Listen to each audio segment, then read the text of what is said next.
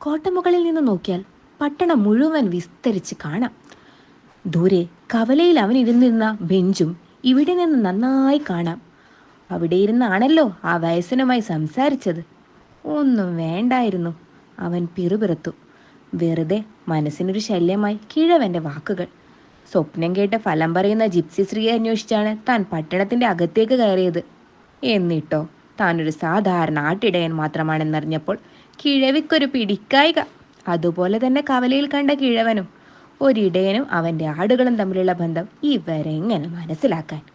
തനിക്കാണെങ്കിലോ ആടുകളെ ഓരോന്നിനെയും വേറെ വേറെ തിരിച്ചറിയാം. ഏതിനൊക്കെ മുടന്തുണ്ട്, ഏതിനൊക്കെ ചെനയുണ്ട്, പെറാനുള്ള സമയം ഏതാണ്ടപ്പോഴായിരിക്കും.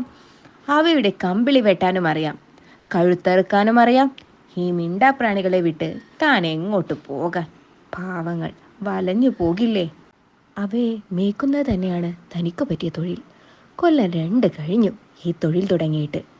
ഇതിനകം ഈ തൊഴിലിൻ്റെ അകവും പുറവും കാണാപ്പാടമായിരിക്കുന്നു. കമ്പിളി വെട്ടാൻ, ചെനയുള്ള ആടുകളെ പോറ്റാൻ, ചാടി വീഴാൻ തക്കം പറന്ന് നടക്കുന്ന ചെന്നായ്ക്കളിൽ നിന്ന് തൻ്റെ ആട്ടിൻകൂട്ടത്തെ രക്ഷിക്കാൻ ഒക്കെ ഇപ്പം നല്ലവണ്ണം ശീലമായിരിക്കുന്നു. ഈ പ്രദേശത്തെ മേച്ചിൻപുറങ്ങളും ഒന്നൊഴിയാതെ എല്ലാം നല്ല പരിചയമാണ്. ഓരോ ആടിൻ്റെയും ന്യായമായ വിലയും തൻ്റെ നാക്കിൻ തുമ്പിലുണ്ട്. തന്നെ പറ്റിക്കാൻ